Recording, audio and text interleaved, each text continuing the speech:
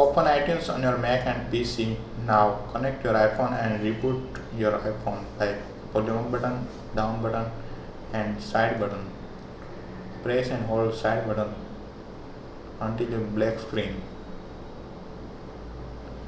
Now quickly press volume down button for 5 seconds, then release the side button and continuously press and hold volume down button until your iTunes says your iPhone is in recovery mode and the check for update button should be hidden.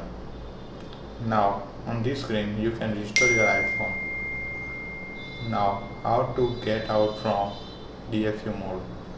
Press and hold side button until you see the Apple logo on the black screen. See here. That's it.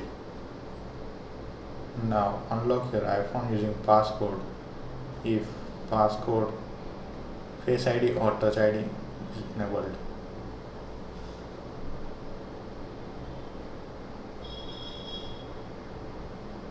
Thank you.